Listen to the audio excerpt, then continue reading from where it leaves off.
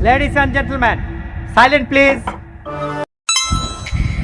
আসসালামু আলাইকুম বন্ধুরা, আজকে আমরা কথা বলবো গরিবের ঘরের রাজপুত্র নাটকের পর্ব ৩৩-এ কী ঘটতে পারে তা নিয়ে।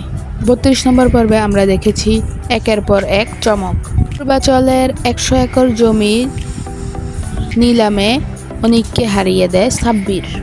এরপর বৃষ্টির মুখে বেরিয়ে আসে আসল উদ্দেশ্য শালিমা গ্রুপকে ধ্বংস করতে চায়, আর সব শেষে মেঘলাকে গুলি করতে যায়।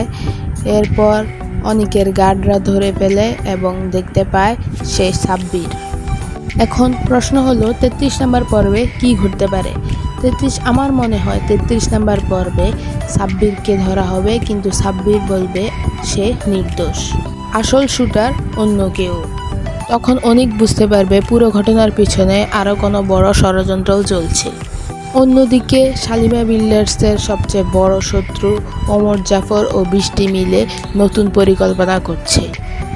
সাব্বির ধরা পড়ায় তারা ভয় পাবে যে সব গোপন তথ্য তাদের বের হয়ে যেতে পারে, ফাঁস হয়ে যেতে পারে।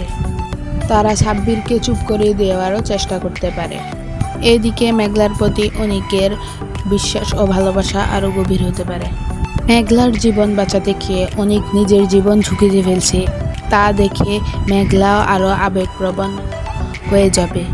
অনিক ও মেঘলার সম্পর্ক আবারও আগের মতো শক্তিশালী হওয়ার ইঙ্গিত মিলতে পারে। তাহলে সাব্বির কি অপরাধী, আসল অপরাধী, নাকি কারো হাতের পুতুল? আপনাদের কি মনে হয় কমেন্টে জানাতে কিন্তু ভুলবেন না।